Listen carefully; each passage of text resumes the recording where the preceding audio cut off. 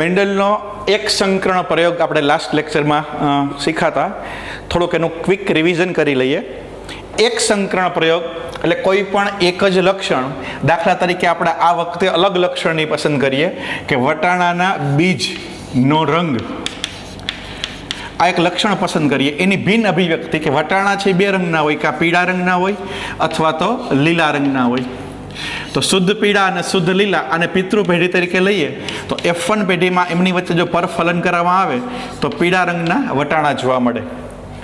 તો પીળા અને લીલા બે ભિન્ન અભિવ્યક્તિ વચ્ચેનું પરફલન એટલે એક સંકરણ પ્રયોગ. ઊંચા છોડ, નીચા છોડ, તો F1માં બધા જ છોડ કેવા આવે? ઊંચા આવે. તો અહીંયા પીળા અને લીલા તો બધા જ છોડ કેવા આવે? પીળા, કે જેમાં પીળા વટાણા થાય. આ F1. હવે આનું સ્વફલન થવા દેવામાં આવે, સ્વફલન, તો પીળા અને લીલા એમ 3:1 પ્રમાણમાં F2 પેઢીની અંદર છોડ પ્રાપ્ત થાય. તો લાસ્ટ લેક્ચરમાં આપણે પ્રકાંડની ઊંચાઈ એટલે કે ઊંચા છોડ, નીચા છોડ, પરફલન કરાવ્યું તો ઊંચા છોડ અને સ્વફલન કરાવ્યું તો ઊંચા અને નીચા 3:1. અહીંયા આપણે બીજું લક્ષણ લીધું, બીજનો રંગ. આ પણ એક સંકરણ પ્રયોગ છે.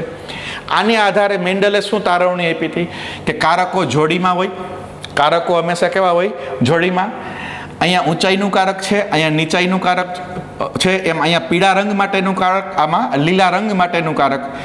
અહીંયા પીળા રંગનું અને લીલા રંગનું બેય કારક હાજર છે, પરંતુ વટાણાનો રંગ પીળો દેખાય. એના ઉપરથી આપણે એવું કહી શકીએ કે પીળા રંગ માટેનું કારક પ્રભાવી છે અને લીલા રંગ માટેનું કારક પ્રચ્છન્ન છે.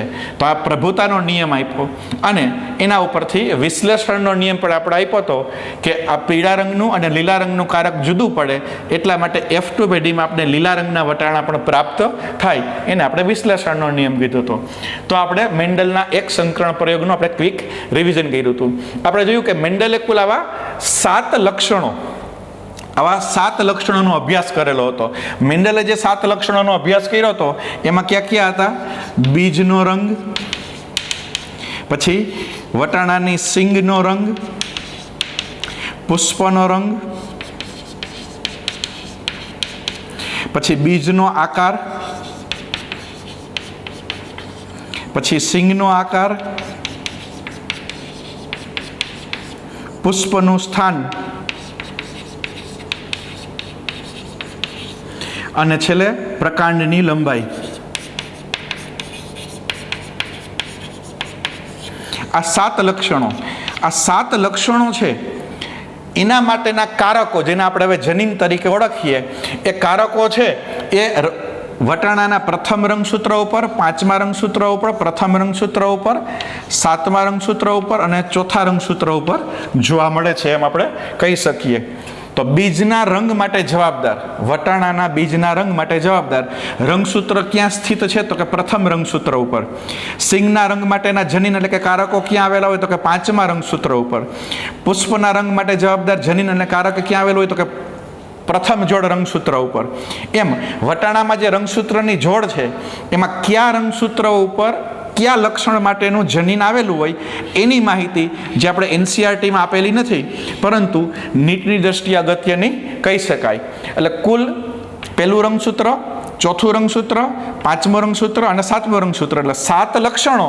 આ 7 લક્ષણો એ 4 રંગસૂત્રની જોડ ઉપર ગોઠવાયેલા હોય, જુદા જુદા 4 રંગસૂત્રો ઉપર ગોઠવાયેલા હોય, અલગ અલગ. આ બધાની પ્રભાવી અભિવ્યક્તિ કઈ? તો કે બીજનો રંગ, એમાં પીળો રંગ છે એ પ્રભાવી છે, લીલો રંગ છે એ પ્રચ્છન્ન છે. એ એક સંકરણના આધારે નક્કી થાય. સિંગના રંગમાં લીલો રંગ પ્રભાવી છે અને પીળો રંગ પ્રચ્છન્ન છે. પુષ્પના રંગની અંદર જાંબલી રંગ પ્રભાવી છે અને સફેદ છે એ પ્રચ્છન્ન છે. બીજનો આકાર એમાં ગોળ છે એ પ્રભાવી છે અને ખરબચડો છે એ પ્રચ્છન્ન છે. સિંગનો આકાર સંકુચિત અને ફૂલેલી છે એ પ્રભાવી છે અને સંકુચિત એ પ્રચ્છન્ન છે. પુષ્પનું સ્થાન અગ્રીય છે એ પ્રભાવી છે અને કક્ષીય છે એ પ્રચ્છન્ન છે. અને છોડ ઊંચા છે એ પ્રભાવી છે અને નીચા છે એ પ્રચ્છન્ન છે. તો આ બધા જ પ્રભાવી એલેલ્સ એટલે કે પ્રભાવી અભિવ્યક્તિ અને આ બધી પ્રચ્છન્ન અભિવ્યક્તિ, અને એના માટે જવાબદાર આ જે માહિતી છે NCERTમાં નથી પણ નીટ માટે આવશ્યક છે.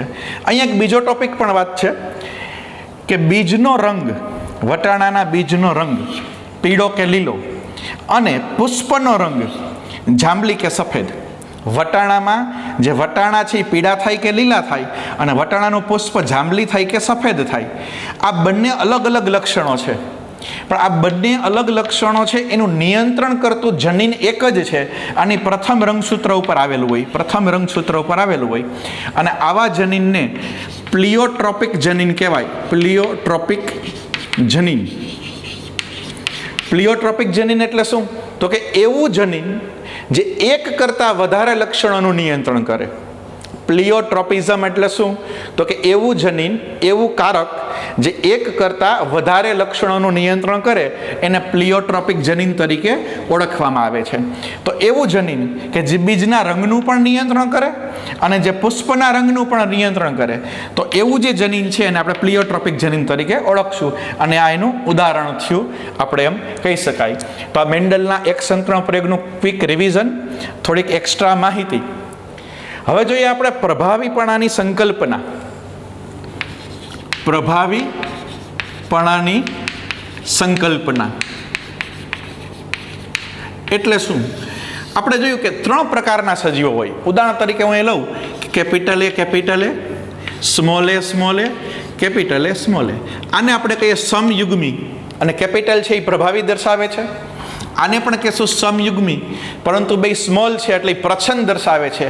અને આને કહેશું આપણે વિષમયુગ્મી, એમાં એક પ્રભાવી છે અને એક પ્રચ્છન્ન છે. આ સ્થિતિમાં જે પ્રભાવી હોય એ અભિવ્યક્ત થાય, પ્રચ્છન્ન હોય એ અભિવ્યક્ત ન થાય.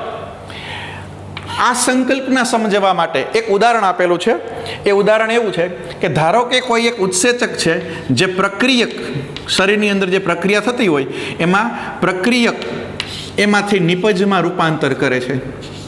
પ્રક્રિયક એટલે સબસ્ટ્રેટ એટલે એસ, એમાંથી પ્રોડક્ટ એટલે કે નિપજ બને છે. આ પ્રક્રિયા માટે ઉત્સેચક જોઈએ છે, એન્ઝાઇમ જોઈએ છે. એન્ઝાઇમ એટલે કે ઈ. આ ઉત્સેચક જેના દ્વારા નિયંત્રિત થાય એ જનીન, એટલે કે માની લો કે વિષમયુગ્મી સ્વરૂપે છે એ અને એ. આ જનીન એ આ ઉત્સેચકના નિર્માણ માટે જવાબદાર છે એવું માની લ્યો. આ જનીન કેપિટલ એ એટલે કે પ્રભાવી જનીન છે, નોર્મલ જનીન છે, એ ઉત્સેચકના નિર્માણ માટે જવાબદાર છે. તો જ્યારે પ્રભાવી જનીન એ હોય ત્યારે ઉત્સેચકનું નિર્માણ થાય, અને ઉત્સેચકનું નિર્માણ થાય એટલે પ્રક્રિયકનું નિપજમાં રૂપાંતર થાય. હવે આ પ્રભાવીપણાની સંકલ્પના કે પ્રભાવી એટલે શું, પ્રચ્છન્ન એટલે શું, એની અસર કેવી થાય એ આપણે જોઈએ. કે માની લ્યો કે આ બે જનીન છે, એમાં પહેલી પરિસ્થિતિ જનીન એ અથવા તો જેને આપણે કારક એ કહીએ સ્મોલ એ રૂપાંતરિત થાય. રૂપાંતરિત થવું, જનીન શેના બનેલા હોય? તો કે ડીએનએ ના બનેલા હોય. એ ડીએનએની રચના બદલવી એને મ્યુટેશન કહેવાય, વિકૃતિ અથવા તો મ્યુટેશન. તો જનીન એ છે એ રૂપાંતરિત થાય એટલે એમાં મ્યુટેશન આવી જાય, એટલે જે મૂળ સ્વરૂપે હોય એના કરતાં બદલાઈ જાય. તો શું થાય? તો કે એનાથી કંઈ ફરક નહીં પડે, કારણ કે એ પ્રચ્છન્ન છે, આ પ્રભાવી છે. એટલે આ જનીન સ્મોલ એ જે પ્રચ્છન્ન જનીનમાં રૂપાંતરણ થાય તો એની કંઈ અસર પડશે નહીં. પ્રભાવી જનીન એ ઉત્સેચક બનાવશે અને પ્રક્રિયા નિયંત્રિત થશે, એટલે કે સામાન્ય ઉત્સેચક બનશે.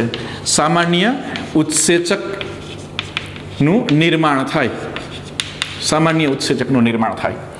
બીજી આપણે શક્યતા જોઈએ, જનીન એમાં ખામી આવે, કેપિટલ જે પ્રભાવી છે આમાં ખામી આવે. વિષમયુગ્મીની સમજમાં જોઈએ તો જનીન એ રૂપાંતરિત થાય, અને જો જનીન એ રૂપાંતરિત થયેલ જે કેપિટલ છે કે જે પ્રભાવી છે, તો શું થશે? તો કે આ પ્રભાવી જનીન છે રૂપાંતરિત થઈ ગયું, એમાં મ્યુટેશન આવી ગયું, એમાં વિકૃતિ આવી ગયું, એટલે એનું જે સામાન્ય કાર્ય છે એ ન કરી શકે. એટલે કાં ઉત્સેચકનું નિર્માણ નહીં થાય, ઉત્સેચકનું નિર્માણ નહીં થાય એટલે અનુપસ્થિતિ થાય, અથવા ઉત્સેચક ખામીયુક્ત બને અને એ અક્રિયાશીલ બને.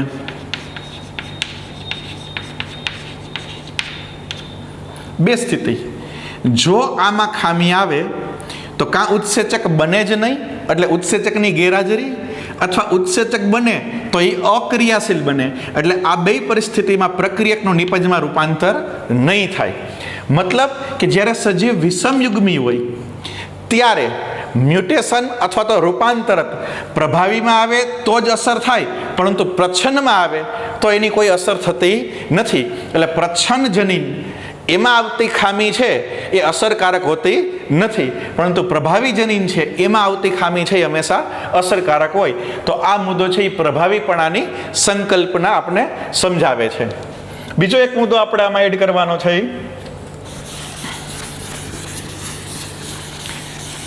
કસોટી સંકરણ. કસોટી સંકરણ એટલે શું એ આપણે કોન્સેપ્ટ ક્લિયર કરવા માટે શું કામ એની જરૂર પડી? આપણે એમ કહીએ કે ઊંચા છોડ છે અને નીચા છોડ છે. દેખાવ બે જ પ્રકારનો હોય, વટાણાના છોડ કાં ઊંચા હોય કાં નીચા હોય. આનું જનીન બંધારણ શું હોઈ શકે નીચા છોડનું? તો કે સ્મોલ ટી સ્મોલ ટી. નીચા છોડ છે એનું જનીન બંધારણ સ્મોલ ટી. ઊંચા છોડનું જનીન બંધારણ શું હોઈ શકે? તો કોઈ એમ કે કેપિટલ ટી. પણ આવું પણ હોઈ શકે કેપિટલ ટી સ્મોલ ટી, આને પણ ઊંચા છોડ જ કહેવાય. તો ઊંચા છોડ બે પ્રકારના છે, સમયુગ્મી વિષમયુગ્મી. આ પણ ઊંચા છે, આ પણ ઊંચા છે. નીચા છોડ એક જ પ્રકારના છે, સમયુગ્મી. તો બગીચામાં દેખાતા ઊંચા છોડ છે એ સમયુગ્મી છે કે વિષમયુગ્મી કેમ ખબર પડે?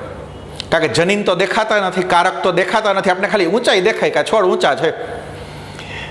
કોઈ પણ વટાણા છે એ પીળા રંગના છે, તો પીળા રંગ માટે આપણે કેપિટલ વાય કરીએ તો એ કેપિટલ વાય સ્મોલ વાય હોય, પીળો રંગ નીલો રંગ.